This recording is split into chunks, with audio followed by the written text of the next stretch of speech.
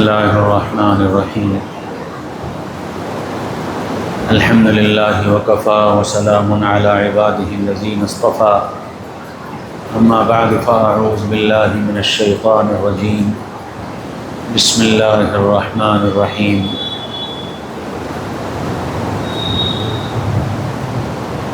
فانکحوا ما طاب لکم من النساء مثنی وثلاث ورباع وَإِنْ خِفْتُمْ أَلَّا تَعْدِلُوا فَوَاحِدَةً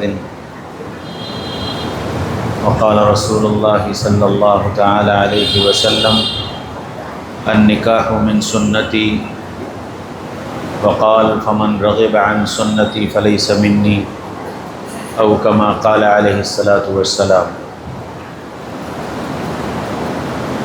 اللہ تعالیٰ نے دنیا کے اس نظام کو چلانے کے لیے مرد اور عورت کو پیدا فرمایا ہے اور انسانی نسل کو آگے بڑھانے کا نظام اللہ تعالیٰ کے ذریعے سے جو قائم کیا گیا ہے، اس کے لیے اللہ نے اپنے نبی صلی اللہ علیہ وسلم کے ذریعے ہم کو نکاح کی سنت دی ہے۔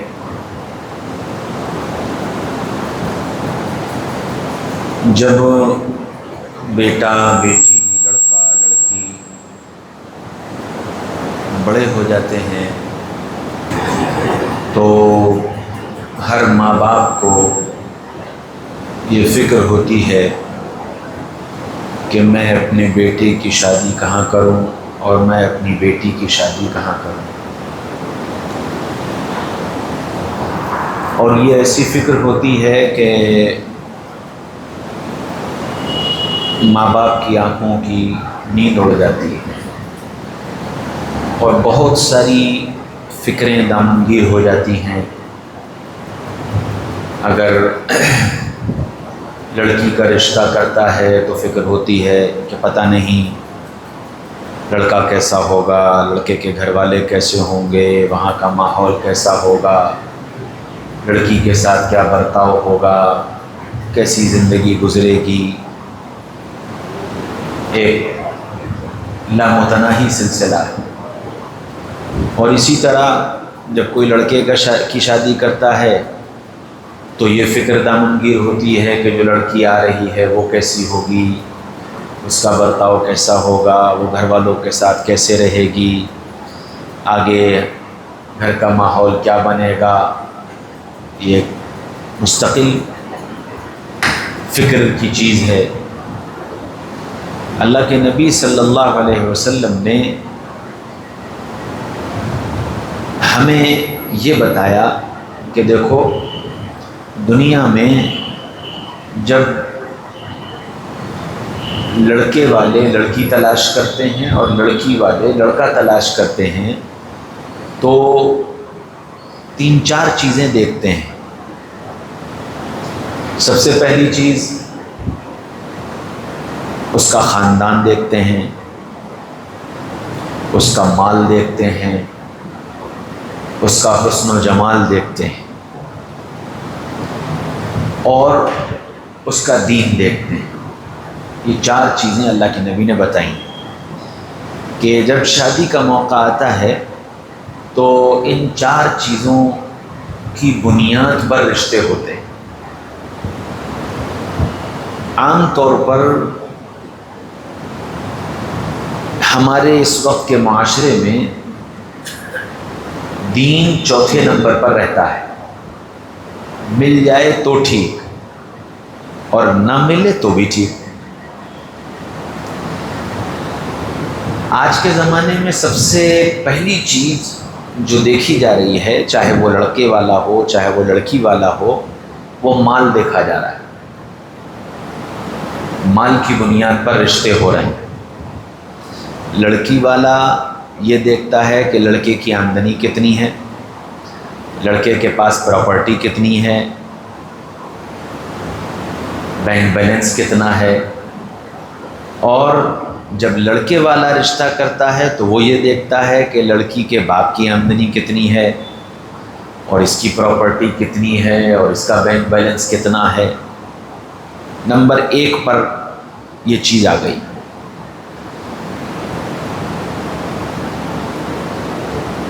اس کے بعد دوسرا مرحلہ آتا ہے کہ برادری کیسی ہے، کنبہ کیسا ہے، جڑ کیسی ہے. اگر لڑکے والا بھی یہ سوچتا ہے کہ لڑکی ایسے گھر خاندان کی لاؤ کہ ذرا ہماری پیٹھ بھاری ہو جائے، اور لڑکی والا بھی یہ سوچتا ہے کہ ایسے خاندان میں لڑکی دو کہ ہماری پیٹھ بھاری ہو جائے، تو خاندانوں کی بنیاد پر شادیاں ہو رہی ہیں.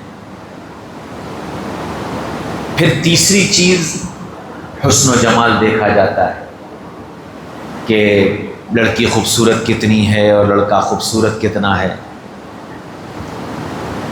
اگر مال موجود ہے اور خاندان جرگہ موجود ہے تو پھر حسن و جمال نمبر 2 پر چلا جاتا ہے. انہوں نے کہا بھائی ٹھیک ہے، کالی پیلی چلے گی کیونکہ پیسہ مضبوط ہے، خاندان مضبوط ہے، اس لیے اگر کچھ اوپر نیچے ہے تو کوئی بات نہیں. کچھ لوگ ایسے ہوتے ہیں جو جن کو خاندان یا پیسہ اس سب سے زیادہ ان کی نگاہ میں حسن و جمال ہوتا ہے کہ صاحب لڑکی خوبصورت ہونی چاہیے، لڑکا خوبصورت ہونا چاہیے، بھلے سے مال نہ ہو، بھلے سے غریب ہو، بڑے سے کمزور طبقے کی ہو، لیکن لڑکی خوبصورت ہونی چاہیے، لڑکا خوبصورت ہونا چاہیے. پھر چوتھے نمبر پر یہ بھی خیال آتا ہے لا الہ الا اللہ محمد رسول اللہ پڑھنے کی وجہ سے کہ جی دیندار بھی ہو. اچھا، دینداری کا جو معیار ہم نے بنایا، ہم نے مطلب پورے سماج نے، مسلم سماج نے دینداری کا جو معیار بنایا ہے وہ معیار نماز ہے کہ جی لڑکا دیندار ہے. کیا مطلب؟ نماز پڑھتا ہے، 5 وقت کی نماز پڑھتا ہے تو دیندار ہے. لڑکی دیندار ہے، 5 وقت کی نماز پڑھتی ہے تو دیندار ہے. تو گویا ہمارے یہاں دین السلام علیکم ورحمۃ اللہ سے شروع ہوا اور نماز کے السلام علیکم ورحمۃ اللہ پہ ختم ہو گیا. یہ ہے پورا دین کہ لڑکا لڑکی ہم اور آپ گھر میں آتے ہیں سلام کر کے، گھر سے نکلتے ہیں سلام کر کے، تو دیندار ہیں. اور نماز پڑھتے ہیں، نماز میں سلام پھیر لیتے ہیں السلام علیکم ورحمۃ اللہ، تو ہم دیندار ہیں. بس یہ دینداری کا معیار ہے. اب معاملات کیسے ہیں، اخلاق کیسے ہیں، پردے کا کیا حال ہے، شریعت کی پابندی کا کیا حال ہے، ماں باپ کے ساتھ کیا معاملات ہیں، رشتہ داریوں میں آپس میں کیسے تعلقات ہیں، ان ساری چیزوں کو ہم دین سے جوڑ کر دیکھتے ہی نہیں. اچھا، پھر اس کے بعد اگر مال مل گیا، خاندان بھی مل گیا، حسن و جمال بھی مل گیا، پھر اس کے بعد اگر لڑکا نماز نہیں پڑھتا تو بھی چلے گا، لڑکی نماز نہیں پڑھتی تو بھی چلے گی کہ جی باقی سب چیزیں صحیح، اور ابھی تو بچے ہیں، عمر ہے، بڑے ہوں گے، کرنے لگیں گے. ہم یہ سوچ کر کے رشتہ داریاں قائم کر لیتے ہیں، بچے اور بچیوں کے نکاح کر دیتے ہیں. اللہ کے نبی صلی اللہ علیہ وسلم نے فرمایا کہ جب تم رشتہ کرو تو دیکھو لوگ تو ان بنیادوں پر کرتے ہیں، فاظفر بذات الدین، لیکن تم دین کی بنیاد پر کرنا کہ لڑکے کی زندگی میں دین ہو تو رشتہ کرنا، لڑکی کی زندگی میں دین ہو تو رشتہ کرنا، لڑکے کے گھرانے میں دین ہو تو رشتہ کرنا، لڑکی کے گھرانے میں دین ہو تو رشتہ کرنا. اللہ کے نبی نے ہم کو یہ بتایا. اچھا، اب جب نبی کے بات کے خلاف ہم نے اپنے رشتے داریاں قائم کرنا شروع کی تو نتیجہ کیا ہوا؟ پھر ظاہر بات کہ وہ رشتے جو ہے وہ پھر جوا ثابت ہوئے، کبھی جیت گئے کبھی ہار گئے۔ جوئے میں کیا ہوتا ہے؟ کبھی جیت گئے کبھی ہار گئے۔ تو بالکل اسی طرح اب اس زمانے میں لڑکے اور لڑکیوں کے رشتے ہو گئے کہ جی یہ تمہاری قسمت ہے، لڑکی تمہیں اچھی مل جائے، اور تمہاری قسمت ہے تمہیں لڑکا اچھا مل جائے۔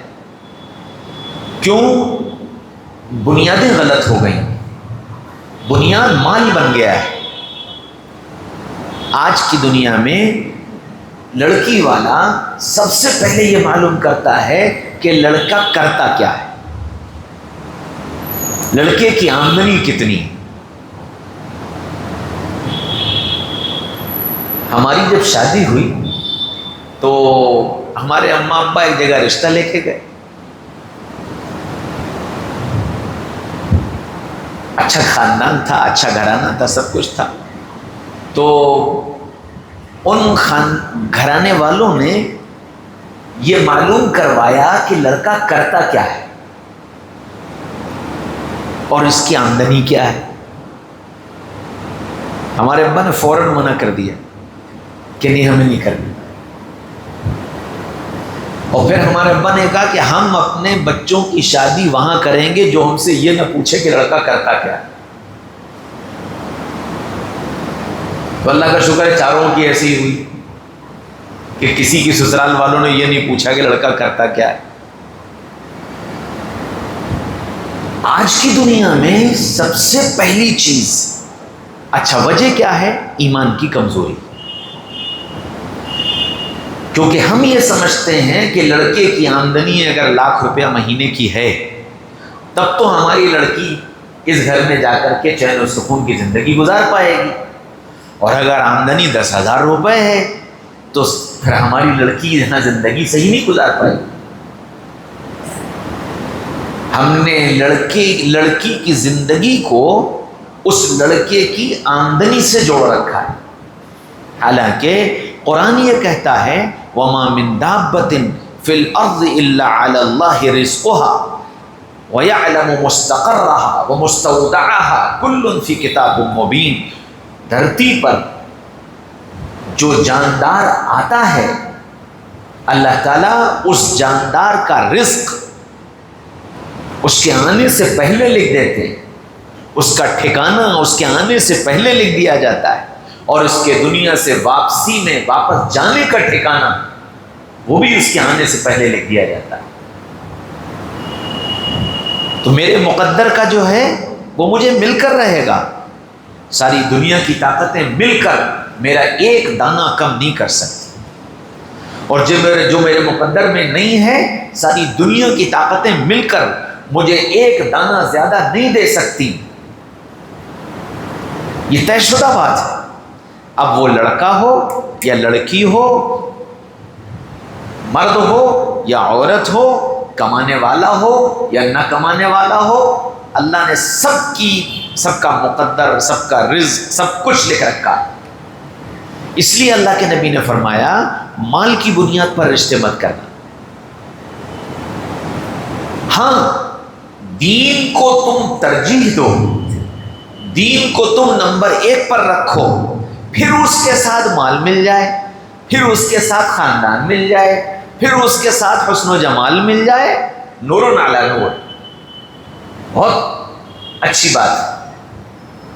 لیکن اگر تم نے دین چھوڑ دیا اور دین چھوڑ کر تم نے مال کی بنیاد پر، خاندان کی بنیاد پر، حسن و جمال کی بنیاد پر رشتے کیے، تو یہ تمہارے زندگی کے لیے مستقل ایک مسئلہ بنے رہیں گے، کیونکہ مال والا اپنے مال کی اکڑ دکھائے گا، خاندان والا اپنے خاندان کی اکڑ دکھائے گا، اور حسن و جمال والا اپنے حسن و جمال کی اکڑ دکھائے گا۔ لیکن اگر ان ساری چیزوں پر دین غالب ہوگا تو پھر اس مال کو وہ دین والا اللہ کی دی ہوئی نعمت سمجھے گا اور اس مال کی وہ اکڑ نہیں دکھائے گا، بلکہ وہ دین رکھنے والا اپنے اس مال کو خرچ کرنا اور اس مال کا صحیح استعمال کر لیا جانا اپنے لیے دین کی وجہ سے سعادت سمجھے گا۔ اگر تم نے دین کو ترجیح دی اور دین کے ساتھ تم کو خاندان والا اور طاقت والا اور جرگے والا مل گیا، تو وہ اپنی اس طاقت، اپنے اس جرگے کا استعمال تم کو ڈرانے، دھمکانے، تمہاری پیٹھ بھاری کرنے یا تم کو ہلکا کرنے، ان بنیادوں پر استعمال نہیں کرے گا۔ وہ اپنی اس طاقت کا استعمال اللہ کے دین کی سربلندی کے لیے کرے گا۔ حسن و جمال اگر دین کے ساتھ ملا تو وہ جس کو اللہ تعالیٰ نے دین دیا اور دین کے ساتھ حسن و جمال دیا، تو وہ اپنے حسن و جمال کو اللہ کی نعمت سمجھ کر کہ یہ اللہ نے مجھ پر کرم فرمایا کہ مجھ کو یہ نعمت عطا فرما دی، اس کی وجہ سے تمہارے حسن کی کمی کو وہ تمہارے لیے عیب کی چیز نہیں بنائے گا، وہ اس کا تمہیں تانا نہیں دے گا۔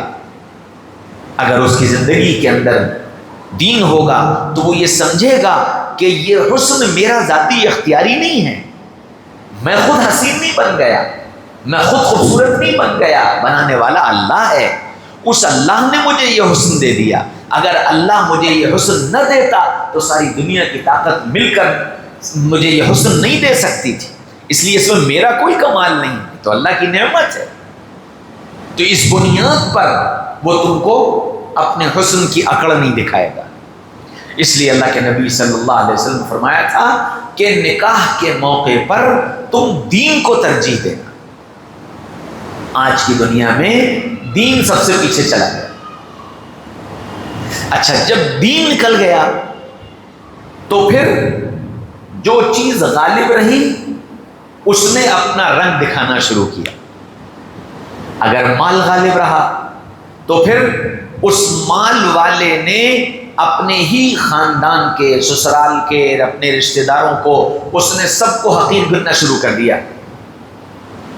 دیکھو میں ان کے یہاں نہیں جاؤں گا، میں ان کے یہاں نہیں جاؤں گا، ان سے کہہ دینا آپ نہ آئیں میرے یہاں، ان سے نہیں کہہ دینا آپ نہ آئیں، ہم ان سے نہیں ملیں گے، ہم ان سے نہیں ملیں گے۔ پھر اس کے بعد کوئی رشتہ دار اس سے ملنے آئے گا، آ رہے ہوں گے اپنی کوئی ضرورت لے کر کے، ابھی رکھیں گے اپنی کوئی حاجت، اسی لیے آ رہے ہیں۔ پھر یہ رشتہ داریوں کو پیسے کی بنیاد پر تولے گا، پھر یہ ان رشتہ داروں سے تعلق رکھے گا جو پیسے میں اس کے مقابلے کے ہوں گے، اور غریبوں سے اپنی رشتہ داری بتاتے ہوئے اسے شرم آئے گی۔ غریبوں سے اپنی رشتہ داری بتاتے ہوئے اسے شرم آئے گی کہ میں کسی غریب کو اپنا رشتہ دار بتاؤں، کیوں؟ مال نے اکڑ پیدا کر رکھی، اور اس مال کی اکڑ کی وجہ سے یہ غریبوں کو حقارت کی نگاہ سے دیکھے گا۔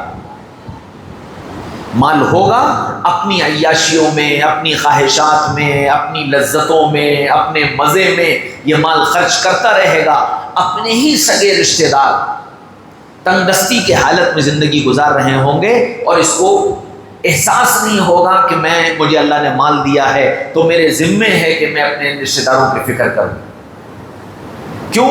اس لیے کہ دین نہیں۔ دین اگر ہوتا تو یہ دین اس کو اس بات پر مجبور کرتا کہ یہ مال اللہ نے تم کو اس لیے دیا ہے تاکہ تم ضرورت مندوں کی ضرورت کو پورا کرو، اور ان ضرورت مندوں میں سب سے پہلے ضرورت مند تمہارے اپنے رشتہ دار ہیں۔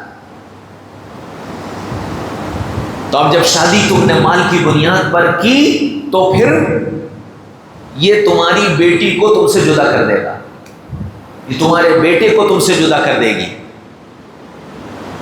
کیونکہ مال کی اکڑ ہے۔ تم نے اپنی بیٹی کی شادی مال کی بنیاد پر کر دی تو وہ داماد تمہاری بیٹی کو لے جا کر الگ دنیا بسائے گا اور یوں کہے گا کہ جی ہمارا تمہارے گھر میں جانے کو دل نہیں چاہتا۔ کیوں؟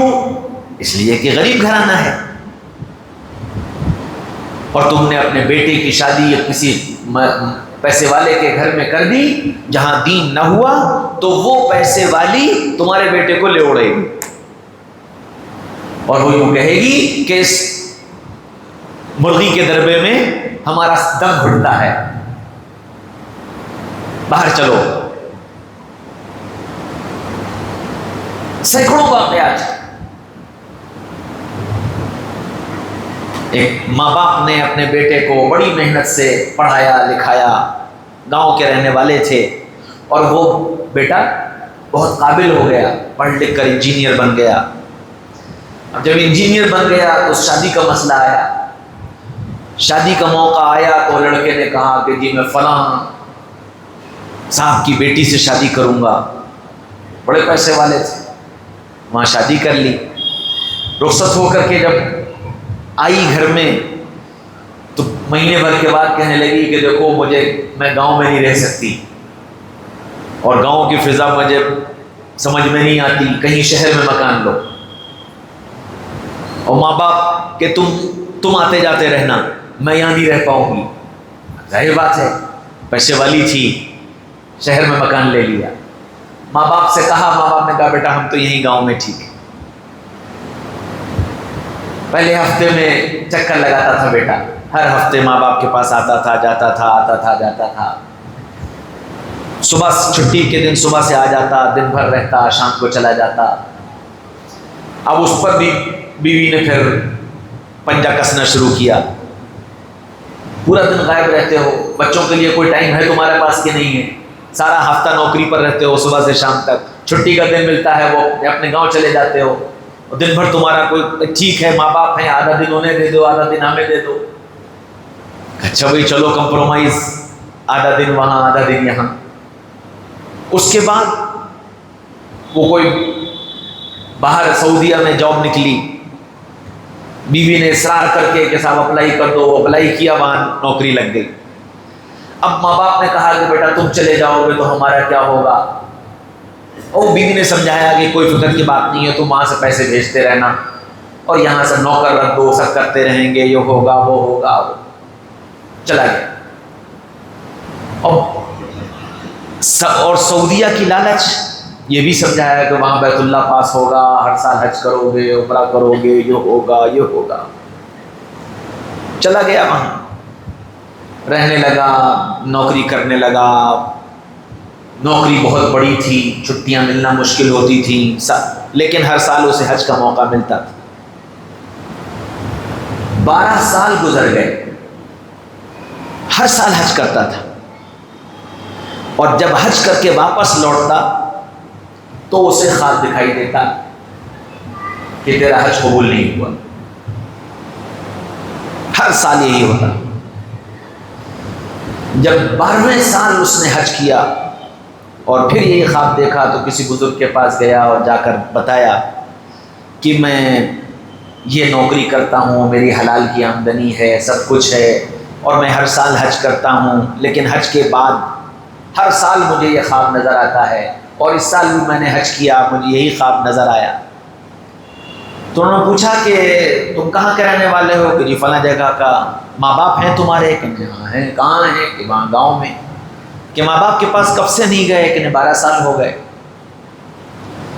کہنے لگے کہ تم اگر یہ چاہتے ہو کہ تمہارا حج قبول ہو تو تم پہلے اپنے ماں باپ کے پاس جاؤ۔ تو وہ اس نے ارادہ کیا، بیوی نے پھر روکنے کی کوشش کی، کیا کرو گے، ابھی کیا ضرورت ہے؟ پھر اس نے نہیں سنی، انہوں نے نہیں میں تو جا رہا ہوں، اور وہ اپنے بیوی بچوں کو وہیں چھوڑ کر ہندوستان آیا۔ اب 12-13 سال کے بعد گاؤں پہنچا تو گاؤں کا نقشہ بدل چکا تھا۔ وہاں پہنچا تو اس کو اپنا مکان تھوڑا سا پہچاننے میں دقت ہوئی، پھر کسی سے اس نے پوچھا کہ فلاں صاحب کا مکان کون سا ہے؟ تو اس نے بتایا کہ وہ ہے۔ تم کون؟ کہنے میں ملنے آیا تھا۔ تو وہ جو ساتھ سے جن سے پوچھا اس نے کہا کہ اس مکان والے کی تو بڑی درد بھری کہانی ہے، اس کا ایک بیٹا تھا اور وہ بیٹا بڑا نالائق تھا، وہ اپنے ماں باپ کو چھوڑ کر کے دنیا یہاں سے چلا گیا، 12-13 سال ہو گئے آج تک پلٹ کر نہیں آیا، باپ اس کا اسی غم میں مر گیا، اور اب ماں بھی روتے روتے نابینا ہو چکی ہے، بستر پر پڑی رہتی ہے، محلے والے کوئی جا کر کے اس کو کھلا دیتے ہیں، پلا دیتے ہیں، اللہ اس بیٹے کا ستیہ ناش کرے، یہ کہہ کر کے اس بیٹے کو اس کا پتہ بتایا۔ یہ بیٹا اس گھر میں پہنچا اور جا کر کے دیکھا کہ چرپائی پڑی ہے اور اس پر ماں لیٹی ہے، تو یہ ماں کے پاس گیا، خاموشی سے آہستہ آہستہ گیا، جا کر کھڑا ہو گیا۔ جب وہ کھڑا ہوا تو دیکھا کہ ماں دعا کر رہی تھی، اور ماں یہ کہہ رہی تھی کہ اللہ میری موت اس وقت تک نہ آئے جب تک کوئی محرم میرے جنازے کو اٹھانے والا نہ آ جائے، یہ دعا کر رہی تھی۔ اب اس نے جو دعا سنی تو اس کی آنکھوں سے آنسو جاری ہو گئے اور زار و قطار رونے لگا۔ ماں کے پاس پہنچا اور ماں سے لپٹ گیا کہ اماں میں آ گیا۔ ماں نے کچھ شکایت، کچھ دعائیں دیتی رہی اور یہ کہا کہ بیٹا میں اپنے اللہ سے یہ دعا کر رہی تھی کہ ایسا نہ ہو کہ میرے جنازے کو نامحرم اٹھا کر لے جائیں، اور مجھے سکون ہو گیا کہ اب تو آ گیا ہے اور میں مر گئی تو میرے جنازے کو تو دفنا دے گا۔ بہرحال اس کا انتقال ہو گیا اور پھر اس نے اپنی ماں کو دفنایا، اور یہ بہت رویا، بہت اللہ سے توبہ کی، معافی مانگی، پھر لوٹ کر کے آیا، پھر یہ حج میں گیا۔ پھر جب اس نے 13ویں سال حج کیا، اس حج کے بعد پھر اس نے خواب دیکھا۔ تب وہ خواب جب دیکھا تو خواب میں اسے کہا گیا کہ تیرے سارے حج قبول کر لیے، تیرے سارے حج قبول کر لیے۔ تو دین زندگی میں نہیں ہوگا تو نوبت یہاں تک آ جائے گی۔ اس لیے فرمایا کہ شادی کرو تو دین کو ترجیح دینا۔ اچھا، چونکہ یہ بات ماں باپ کو بھی سمجھنے کی ہے اور اولاد کے لیے بھی سمجھنے، یعنی جو شادی کر رہا ہے اس کو بھی یہ سوچنا ہے، اپنے ماں باپ سے یہ کہنا ہے کہ ہمارا رشتہ دین کی بنیاد پر کرنا، مال کی بنیاد پر مت کرنا۔ ہمارا رشتہ دین کی بنیاد پر کرنا، حسن و جمال کی بنیاد پر مت کرنا۔ ہمارا رشتہ دین کی بنیاد پر کرنا، خاندان کی بنیاد پر مت کرنا۔ اب دین کی بنیاد کیا ہے؟ دین کی بنیاد یہ ہے کہ اس کے اندر اللہ کا خوف کتنا ہے، اس کی زندگی میں شریعت کی پابندی کتنی، اس کی زندگی میں خدمت کا جذبہ کتنا، اس کی زندگی میں دوسروں کے حقوق کی ادائیگی کی فکر کتنی۔ اب جب ان بنیادوں پر لڑکا لڑکی تلاش کرے گا اور لڑکی لڑکا تلاش کرے گی تو پھر زندگی خوبصورت بن جائے گی اور اللہ تعالیٰ گھر کو جنت کا نمونہ بنا دے گا۔ پھر یہ آنے والی لڑکی اور یہ آنے والی بہو دونوں جو ہیں وہ چین و سکون کا سامان بنے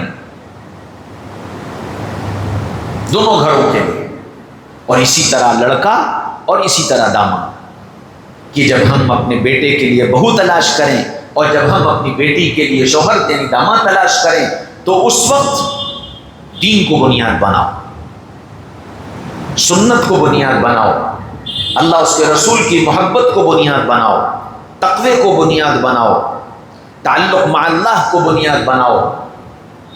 ان بنیادوں پر اگر تم اپنے بچوں اور بچیوں کے رشتے کرو گے تو زندگی دونوں کی چین و سکون کی ہو، یعنی ماں باپ کی بھی اور اولاد کی بھی۔ اچھا، چونکہ ماں باپ کی زندگی میں خود دین نہیں ہوتا تو پھر اب بچوں کا دین انہیں سمجھ میں ہی نہیں آتا۔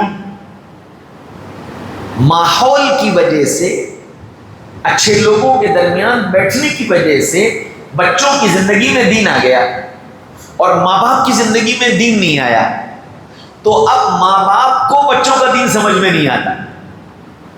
دسیوں واقعات ہیں، لڑکا یہ کہہ رہا ہے کہ جی شادی سنت طریقے پر کریں گے، لڑکا یہ کہہ رہا ہے کہ جی ہم اپنے بہو کو بیوی کو پردہ کرائیں گے، تو ماں باپ کیا کہتے ہیں؟ ملا بننے کو خالی تم ہی رہ گئے ہو، سارے ملا مر گئے اور ابھی سے کیا ضرورت ہے ملا بننے، اور تم جیسے بن جاؤ گے تو تم سے کوئی شادی نہیں کرے گا، تمہیں کوئی لڑکی نہیں دے گا، یہ ماں باپ کہتے ہیں۔ تو اب اس لڑکے کے لیے یا اس لڑکی کے لیے دین پر چلنا کتنا مشکل. ایک گھرانے میں اللہ نے بچی کی زندگی میں دین دیا، بہت نیک بچی. ماں باپ نے اس کی شادی پیسے کی بنیاد پر کر دی.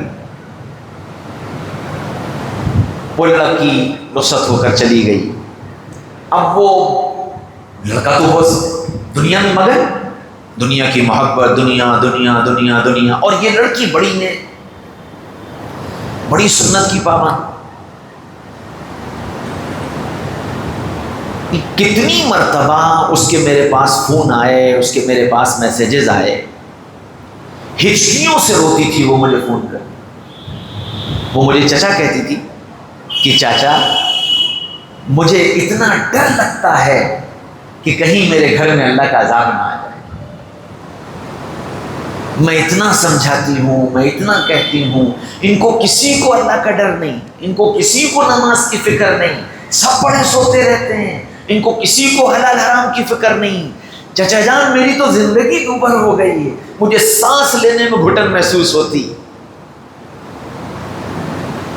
تو جب ماں باپ کو اولاد کا دین سمجھ میں نہیں آتا ہے اور وہ اولاد کو دنیا مال کی بنیاد پر اور جرگے کی بنیاد پر اور خاندان کی بنیاد پر اپنی اولاد کو جھونک دیتے ہیں تو ان کی زندگی اجیرت ہو جاتی. اب یا تو دو راستے ہوں گے، یا تو وہ گھٹ گھٹ کر مر جائے گی اور یا پھر وہ اپنے دین کا سودا کر لے. اور خدا کی قسم اگر میری تمہاری ان غفلتوں کے نتیجے میں وہ اولاد جس کو اللہ نے دین دے دیا تھا وہ اپنے دین کا سودا کرنے پر مجبور ہو گئی تو کل قیامت کے میدان میں اور تم پکڑے جائیں گے. جس کو ہم سوچتے نہیں ہیں. اور بالکل یہی حال لڑکوں میں ہے کہ لڑکا دیندار ہے، لڑکا سنت شریعت کا پابند ہے، لڑکے کی زندگی میں اللہ نے تقویٰ اور توکل دے دیا ہے اور وہ اللہ سے تعلق رکھنے والا ہے. اور اب اس کی شادی کا مرحلہ آیا اور وہ شادی کے لیے بتا بھی رہا ہے، کہہ بھی رہا ہے، لیکن ہماری نگاہ میں وہ پیسہ ہے اور خاندان ہے اور حسن و جمال ہے اور اس بنیاد پر ہم نے اس لڑکے کو وہاں جھونک دیا. اب نتیجتاً دو ہی راستے ہوں گے، یا تو اس لڑکے کی زندگی ضیق ہو جائے گی اور وہ اپنی زندگی رو رو کر گزارے گا اور اسی زندگی میں سسک کر وہ مر جائے گا، اور یا پھر وہ اپنے دین سے سودا کر لے گا. اس لیے بنیادی طور پر سب سے پہلی بات یہ، میں ماں باپ ہوں، میری ذمہ داری ہے میں خود پہلے دین کو سمجھوں. ماں ہے، ماں کی ذمہ داری ہے کہ وہ خود دین کو سمجھے، پھر اپنے اولاد کے مزاج کو سمجھنا، لڑکے کے مزاج کو سمجھنا، لڑکی کے مزاج کو سمجھنا، اور اس بنیاد پر ان کے مزاج کی رعایت رکھتے ہوئے، ان کی طبیعتوں کی رعایت رکھتے ہوئے رشتے قائم کرنا. رشتہ ڈنڈے کی زور پر قائم نہیں ہوتا ہے. نہیں بس میں نے کہہ دیا یہاں ہوگی شادی. ہاں بعض گھرانوں میں یہ بھی ہوتا ہے کہ باپ نے یہ کہہ دیا کہ صاحب بس یہاں رشتہ ہوگا، ماں نے یہ کہہ دیا بس یہاں رشتہ ہوگا. اب وہ لڑکے کی مرضی ہو یا نہ ہو، لڑکی کی مرضی ہو یا نہ ہو، شریعت کا حکم یہ ہے لڑکے اور لڑکی کی مرضی معلوم کرو. تم جہاں رشتہ کر رہے ہو اس کے فوائد، اس کی اچھائیاں، اس کی خوبیاں اس کو بتاؤ، پھر اس سے پوچھو کہ تمہاری مرضی کیا ہے. اگر تم چاہتے ہو، تم مناسب سمجھتے ہو ہم آگے بات بڑھائیں، نہیں تو ٹھیک ہے، اللہ نے جہاں لکھا ہوگا وہاں ہوگا.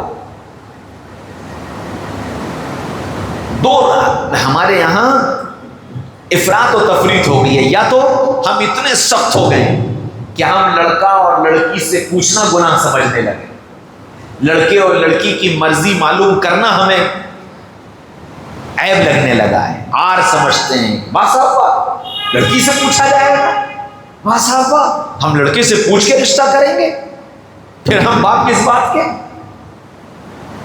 پھر ہم بڑے کس بات کے. ایک طرف تو یہ رخ ہے، اور ایک طرف بیٹا تم آزاد ہو جہاں چاہے کر لو. اور بیٹی تم آزاد ہو جہاں چاہے کر لو. اور اللہ تعالیٰ معاف فرمائے اب تو حالات یہ آ گئے ہیں کہ باپ اپنی بیٹیوں سے یہ کہتا ہے کہ بیٹا کہیں تلاش کر لو اور چلی جاؤ تاکہ شادی کے خرچے اور اخراجات سے میں بچ جاؤں. یہ میں ویسی لفاظی نہیں کر رہا ہوں، یہ لفاظی نہیں ہے، میرے کانوں نے سنی ہے یہ باتیں. اب اس کی وجہ دنیا بھر کی رسومات ہیں، دنیا بھر کی خرافات ہیں، اور وہ ماں باپ کی غربت ہے، ان کی تنگ دستی ہے جس سے وہ عاجز و پریشان ہوتے ہیں کہ 4 بیٹیاں ہیں، کھانے کے لیے 2 وقت کی روٹی نہیں ہے، میں ان بیٹیوں کی شادی کہاں کروں گا کیونکہ ان بیٹیوں کو بغیر ساز و سامان کے کوئی لے نہیں جائے گا، میں سامان کہاں سے لاؤں گا، میں کیا کروں گا. آخر وہ یہ کہتا ہے کہ بھئی ٹھیک ہے تم ایسے کر لو تو کم سے کم ہماری جان بچ جائے، جس کے نتیجے میں پھر وہ کسی کافر کے ساتھ چلی جائے اور پھر وہ کسی اور کے ساتھ چلی جائے اور کسی اور کے ساتھ چلی جائے. دنیا میں اس کی روزانہ کی مثالیں موجود ہیں. اور پھر ہم بھی ہو یہ گیا ہے کہ پورا معاشرہ اس بے حیائی پر اتر آیا ہے کہ ٹھیک ہے مہینے 2 مہینے سال 2 سال کے بعد پھر کون یاد رکھتا ہے، سب بھول جائیں گے اور پھر سب ٹھیک ختم.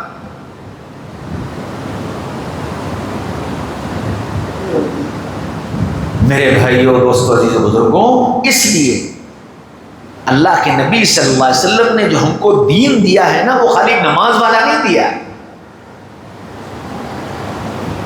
خالی داڑھی ٹوپی والا نہیں دیا، خالی برقع پہن لینے والا دین نہیں دیا. ہم کو دین کا ایک مکمل نظام دیا کہ ساری چیزوں کو سوچو، سوچ کر کے قدم اٹھاؤ. کیسے اٹھاؤ یہ اللہ کے نبی نے بتا دیا. دین کا حال دیکھو، جہاں جاؤ پہلے دین کا حال دیکھو کہ دین کا حال کیا، نمازوں کا حال، سنتوں کا حال، صلہ رحمی کا حال، اخلاق کا حال، معاملات کا حال، بول چال کا حال، غصہ گرمی کا حال، یہ سب چیزیں ہیں. اب آج کل کے زمانے میں ہم ان سب چیزوں کو دیکھنا بھول گئے. کوٹھی دیکھو، جی پہنچے کوٹھی دیکھو، کوٹھی کیسی، گاڑی کون سی ہے، ایک ہے کہ 2 ہیں. ایک صاحب گئے ایک جگہ، لڑکے والوں کے یہاں گئے. لڑکا کینیڈا میں سروس کرتا ہے، بہت اچھا لڑکا ہے، بہت دیندار لڑکا ہے، کینیڈا میں سروس کرتا ہے. اس کے رشتے کے لیے ایک صاحب گئے، اس کے گھر گئے. ماں باپ کی زندگی سیدھی سادی، گھرانہ سیدھا سادہ. اب جب وہاں پہنچے، بیٹھے، کھانا پینا سب ہو گیا. اب بار بار ان کا سوال یہ کہ وہ ان کے ابو کیا کرتے ہیں، ابو کیا کرتے ہیں. بتایا کہ بھئی ابو فلاں کام کرتے ہیں. اندر سے عورتوں کا مطالبہ اپنے مردوں سے یہ کہ وہ ان کا شو روم دیکھ کر کے آؤ، ان کا شو روم دیکھ کر کے آؤ کہ شو روم کیسا ہے، دکان کیسی ہے، کام کیسا ہے، وہ دیکھ کر کے آؤ. معلوم ہے بھائی جہاں لڑکی کو جہاں رہنا ہے، لڑکے کی نوکری اچھی ہے، کینیڈا میں رہ رہا ہے، لڑکی رخصت ہو کر نہیں چلی جائے گی. لیکن اس سب کے باوجود فکر یہ ہے کہ باپ کا کاروبار کیسا ہے، باپ کا بینک بیلنس کیسا ہے، باپ کا شو روم کیسا ہے. تو جیسے ہم اس کی فکر کرتے ہیں نا کہ باپ کا بینک بیلنس کیسا ہے، باپ کا شو روم کیسا ہے، کبھی اس کی بھی فکر کرو کہ ان کے گھر میں باپ کا دین کیسا ہے، ماں کا دین کیسا ہے، باپ کی عادت کیسی ہے، ماں کی عادت کیسی ہے، خاندان میں آپس میں جوڑ ہے کہ توڑ ہے، رشتہ داریاں نبھائی جاتی ہیں، رشتہ داریاں توڑ دی جاتی ہیں. ہم جب ان ساری چیزوں کو نہیں دیکھتے، صرف پیسے کی بنیاد پر پیسہ پیسہ پیسہ وہ بنیاد بن گئی تو ٹھیک ہے، کبھی وہ پیسہ خوشیاں لے آئے گا اور کبھی وہی پیسہ خون کے آنسو رلائے گا. اس لیے اپنے بچوں اور بچیوں کی شادی کے سلسلے میں محمد رسول اللہ صلی اللہ علیہ وسلم کی ہدایات پر عمل کرنا بے انتہا ضروری ہے۔ اگر ان بنیادوں پر ہم نے اپنے بچے اور بچیوں کی شادی کے سلسلے میں اقدامات نہ کیے تو جو کچھ ہو رہا ہے اس سے زیادہ خطرناک ہوگا۔ آئے دن کے مسائل ہیں، جب دین نہیں ہوتا تو پہلا سبق لڑکی یہ سناتی ہے ہم تمہارے ماں باپ کے ساتھ نہیں رہ سکتے، ٹھیک ہے؟ اب مفتی صاحب کے پاس جاؤ گے تو مفتی صاحب یہ کہیں گے ہاں بھائی تمہاری بہو کی ذمہ تھوڑی ہے ماں باپ کی خدمت۔ انہوں نے کہا جی ہم الگ ہو جائیں گے۔ ٹھیک ہے صاحب الگ ہو گئے، اچھا الگ ہو جانا بھی اتنا برا نہیں تھا کہ بھئی الگ ہو جاتے، کوئی بات نہیں تھی۔ الگ ہو کر ماں باپ کی فکر رکھتے، بھائیوں کی فکر رکھتے، بہن کی فکر رکھتے، ان کی ضروریات، ان کی خدمت، یہ سب کرتے، تو وہ الگ کیا ہوئے کہ زندگی سے ہی الگ ہو۔ اب نہ ماں کی فکر، نہ باپ کی فکر، نہ بھائیوں کی فکر، نہ بہنوں کی فکر۔ وہ کس حال میں ہیں پلٹ کر نہیں پوچھتے۔ آپ سماج میں پھرو تو آپ کو خود ہی اس کی تصویریں ملیں گی، گلی گلی آپ کو اس کی تصویریں ملیں گی۔ ایک بھائی کو اللہ نے نواز دیا اور دوسرا فاقے کر رہا اور اس کی خبر لینے والا نہیں ہے کوئی۔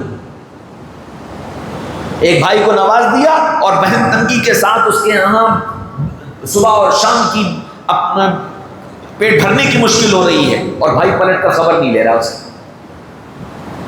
ایسی آپ کہیں دور جانے کی ضرورت نہیں، اپنے شہر، اپنے محلے، اپنے گلیوں میں پھر کر دیکھ لیجئے، 10 یوں اس کی مثالیں مل جائیں۔ وجہ کیا ہے کہ کہیں لڑکے کی زندگی میں دین نہیں، کہیں لڑکی کی زندگی میں دین نہیں، کہیں دونوں کی زندگی میں دین نہیں، کہیں ماں باپ کی زندگی میں دین نہیں، اور دین نہ ہونے کی وجہ سے اپنی ذمہ داریوں کا احساس نہیں۔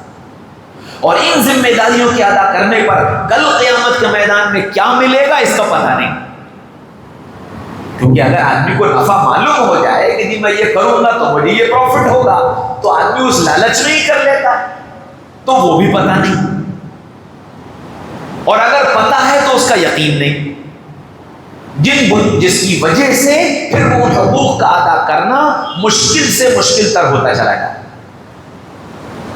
یہی گھر کے اندر ماں باپ اولاد ان میں بھی ہوتا ہے۔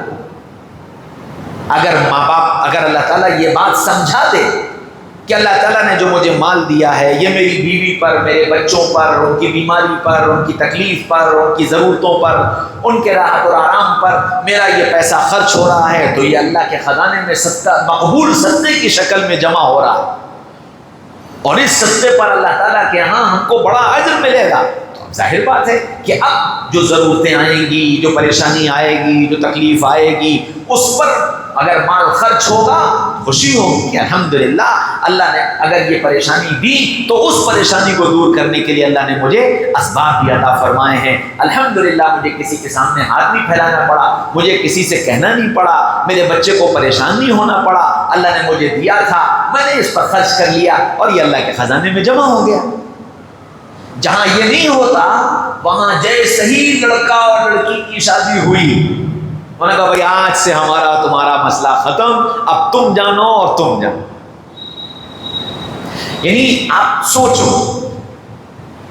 ایک بیٹی ہم نے اس کی شادی کر دی، معاشرہ اتنا بگڑ گیا کہ وہ شادی ہونے کے بعد وہ بیٹی جو شادی سے پہلے ابا کا کبھی یہ ہاتھ پکڑ کے کھینچتی تھی، کبھی یہ دامن پکڑ کے کھینچتی تھی، ابا یہ چاہیے، ابا یہ چاہیے، ابا یہ دے دو، ابا یہ لا دو، وہی بیٹی شادی ہو جانے کے بعد باپ کو اجنبی سمجھنے لگی، باپ سے اپنی بات کہنا، اپنی ضرورت کہنا وہ اس سے شرمانے لگی، اور اگر باپ اس کی ضرورت کو پورا کر دے تو وہ اس پر رونے لگی کہ ابا آپ نے کیوں کیا؟ ارے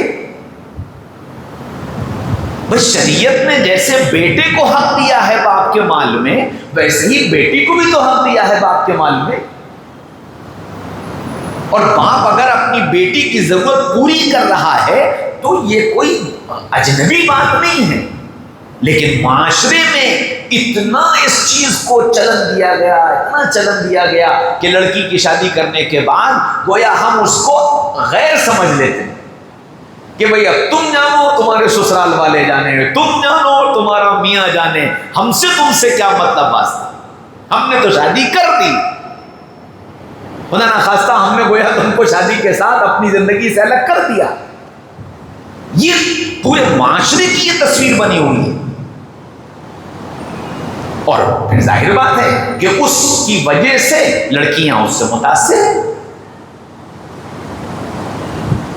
اور لڑکیاں یہ سوچنے لگی۔ حالانکہ جیسے اللہ تعالیٰ نے مال، ایک باپ کے مال میں لڑکے کا حق رکھا ہے، ویسے لڑکی کا حق رکھا ہے، جیسے بہو کا حق رکھا ہے ویسے لڑکے کا حق رکھا ہے، ویسے لڑکی کا حق رکھا ہے۔ اور باپ کی ذمہ داری ہے کہ اللہ نے وسعت دی ہے، کر سکتا ہے کرے۔ شوہر کی ذمہ داری اپنی جگہ پر ہے، اس میں دو رائے نہیں کہ آپ نکاح ہو گیا، شوہر ذمہ دار ہے، اس کی ساری ذمہ داریاں پوری کرے، ذمہ دار ہے، لیکن اس کا مطلب یہ نہیں ہے کہ باپ سے اس کا حق ختم ہو گیا۔ اب چونکہ یہ سارا دین ہم جانتے نہیں، اس کو پوچھتے نہیں، اس کے بارے میں معلوم کرتے نہیں، تو نتیجتاً پھر بگاڑ آتا ہے، خرابیاں آتی ہیں، پریشانیاں آتی ہیں۔ اس لیے آپ سب سے درخواست ہے کہ خاص طور سے اس دین کو سیکھنے اور سمجھنے کی کوشش کیجیے۔ آپ سب لوگ اب اس عمر میں پہنچ رہے ہیں جہاں آپ کو اپنے بچوں کی شادیاں کرنی ہیں اور شادیوں کے مرحلے میں ہیں، اس لیے اللہ تعالیٰ نے ابھی مغرب کی نماز تک میرے ذہن میں کچھ بات نہیں تھی کہ میں کیا بات کروں گا۔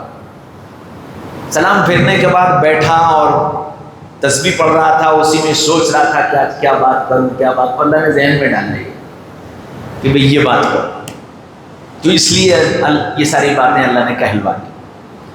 تو اس کو، ان ساری چیزوں کو سامنے رکھ کر کے اپنے بچوں اور بچیوں کے سلسلے میں فیصلہ کریں۔ یہ یاد رکھیے کہ چین اور سکون اللہ تعالیٰ نے دین کے اندر رکھا ہے، دین کو ترجیح دے کر کے جب آپ اپنے بچے اور بچیوں کے بارے میں فیصلہ کریں گے تو انشاءاللہ اللہ دنیا اور آخرت کا سکون عطا فرمائے گا۔ اللہ مجھے بھی توفیق نصیب فرمائے اور آپ سب کو بھی توفیق نصیب فرمائے۔